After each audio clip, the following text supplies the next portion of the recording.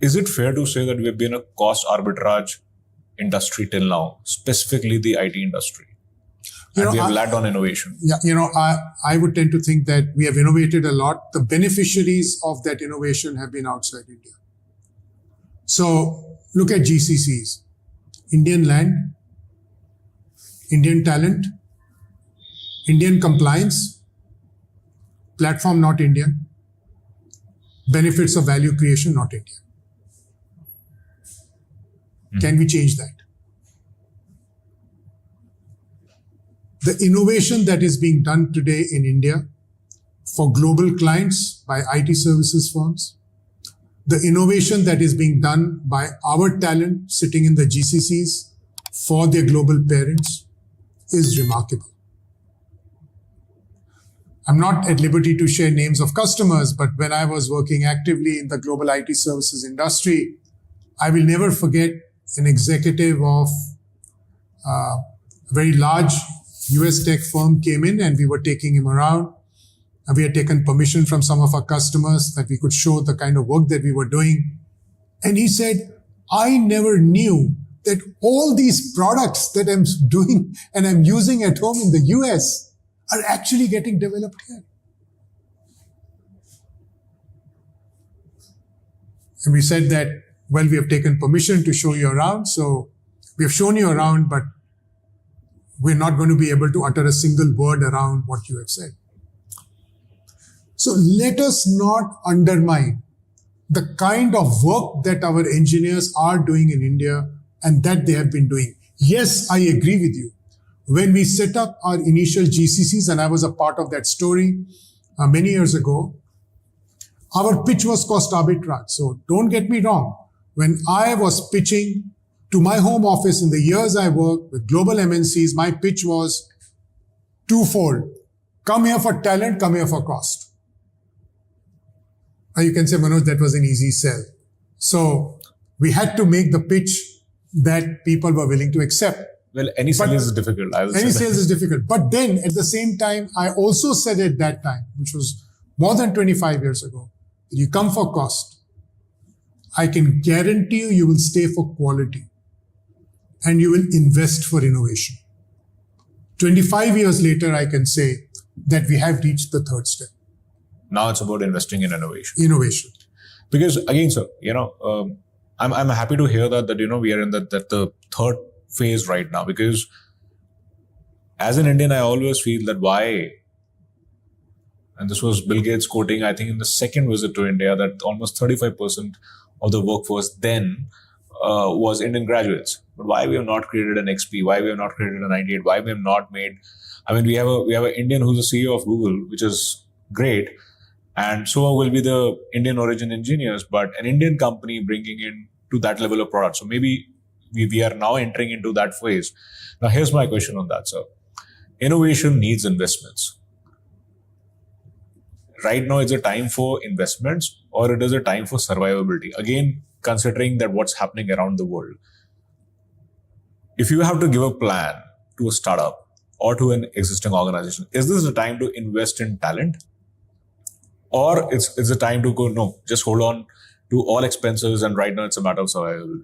It's amazing. I can be very honest, brutally honest. All the startups that I advise are all in investment mode. Wow. Not a single founder has come and told me that, we're going to stop this or we're going to tap the brakes. Everyone recognizes these things happen. We have to continue to move forward. That is why I said I am so optimistic about our youth, our talent. They are optimistic. They see the bigger picture. They know that they can get there, and they will do whatever it needs, whatever it takes to get there. You spoke about innovation. There was a point in time when domestic cloud data centers that were being set up by Make in India players, Indian entrepreneurs, focused on, and you know this area very well, they focused on offering infrastructure as a service. Whereas the global hyperscalers were focusing on the platform. They were focusing on the value add. They were focusing on the tools, whether it was around AI, whether it was around containerization, so on and so forth. But you look at what domestic cloud service providers are doing today. Their story has also changed from infrastructure to platform. They are now building their own platforms. So I can see that migration happening because they recognize that that is where you're going to capture value. Mm-hmm. You're not going to be able to capture value just by creating real expensive real estate, if you will, with server storage and networks. So I think that the journey which Indian entrepreneurs are taking now is a very different journey. They recognize where potential value is and they are investing in those areas. That is why I'm so optimistic about what they are doing. And I think AI is giving them even a bigger motivation where their ability to deliver value today is fantastic because they can do it quicker, faster, better now as compared to the past and at a lower cost point. So the CHRO said, we need to make investments in the new resources. The CFO said, we don't have money. The CFO said, what if we train them and they leave us? And the CEO said, what if we don't and they stay with us? My question out here is, in these times, if holding talent, organizations, they should be going more into investing in resources right now, or it is time for brutal cost cutting? Well, I am a big believer in the youth of this country. And I tell anyone and everyone who comes to me, double down on hiring youngsters. All right. Hire from colleges, hire youngsters, train them up. I can assure you that in 6 months, you will get the return on investment. They are incredibly bright kids. They understand AI very, very well. They are going to be able to lead in terms of new projects, the digital transformation that organizations want to do thanks to AI. These kids are the best guys to understand this stuff. I want to also, Manas, take on what you told me yesterday when we were talking informally. When I asked you, Manas, who do you use to edit your podcast? And your answer to me was, and it only doubled the intent and what I just said. You told me, Manoj, he's a 19-year-old kid from Malda. Could we have expected this 20 years ago? You started your career 2 decades ago. Go back 2 decades. Would you have been able to trust a 19-year-old kid from Malda to deliver world-class production quality of anything to you? You have your answer. On a lighter note, sir, I would have wanted somebody trusting me then. But I get the point. But here's my question out here. You said, go and hire youngsters. And I want to understand out there, and maybe because with a bias. You're saying that because the youngsters have quality, or because, again, it's a cost arbitrage? It's not cost. Youngsters understand new age technologies better than older generation. In a way, they are born in this generation. They are guys who have seen AI from day zero. You can say, Manoj, AI is only a 2-year-old story. But they have imbibed this story quicker, better, faster. They do not have any baggage of the past. They do not have any encumbrances that they need to worry about. They have an open mind. They recognize what these technologies can do.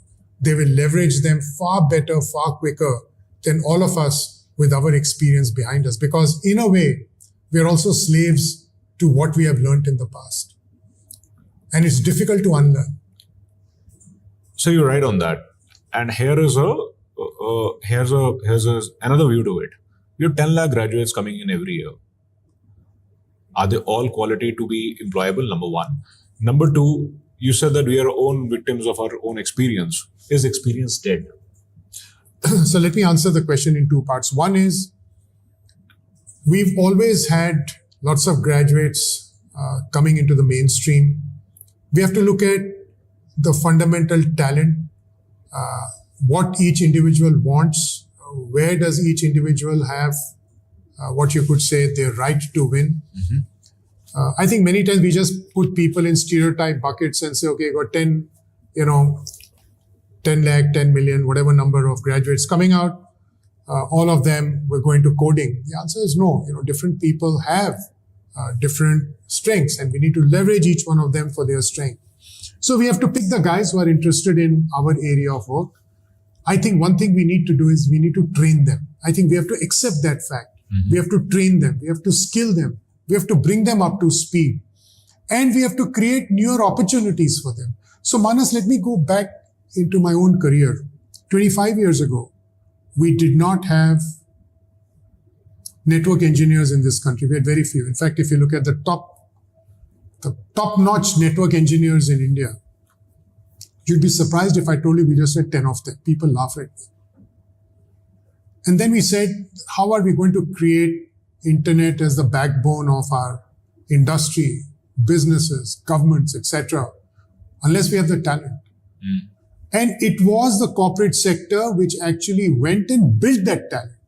And I can speak from first-hand experience, having led that charge.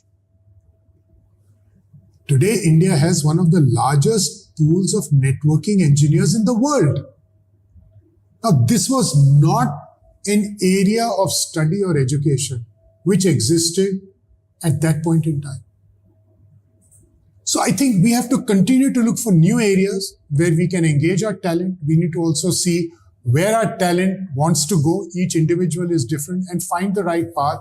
I think each one of us has a role to play in terms of bringing them on, in terms of training them, whether it is by leveraging our CSR funds, whether it is in terms of directly bringing them on, whether it is through our internship programs, whether it is in terms of partnering between academia and industry. And I can tell you today, the partnerships between industry and academia are far better, far tighter than I've ever seen in my career. Believe me, you can say that they are not where they should be. I agree. But I can safely say that they're far better than what they were. Today, industry is much more open to working with academia, and vice versa. Professors do see a benefit of working with their students who have gone into industry, right, and just don't look at the student and say, oh, this guy got a B minus, so should I be collaborating with him? I think both sides, the mindsets the openness is there. Right? Openness is there. People are working together. Can it be better? Absolutely, it can. I see a pathway going forward, but everyone must collaborate. Everyone has a role to play. The government has its role to play. We in the corporate sector have a role to play. Academic institutions have a role to play. All of us have to come together. Then and only then are we going to find the real answer. But I would say for corporates, believe in youngsters of this country. They are far better than what we were. When you look at the founder of Zepto, how old was he when he started Zepto? How old was he when he did his IPO? All of us know that. What were we doing when we were 18 and we were 23? We need to ask ourselves that question. So you said that, we need to invest more and so on. And it's time to double down on, hiring and all. So is it fair to say, just coming back from the first thing that you said, that, there should be hikes or there should not be hikes? Well, as I said, that's a part of the investment. Absolutely. You said the right thing. Short term, what do we do? And I said, if there's short term pain, then everyone needs to contribute. So that's why I said, guys, don't ask for pay hikes right now. We have to see the outcome of the war. The last thing that you want is that you go and spike up inflation, isn't it? You don't want that to happen. All right. So I think all of us, I keep saying, we all have to contribute. We have to be good citizens. We need to do what we need to do. In fact, you turned around and said, Manoj, next time we are together, we better take a metro and come here and leave our cars behind. Absolutely. Each one of us needs to do what we need to do in the short term. But I am saying in the medium term, in the long term, trust our youngsters. They will do very well.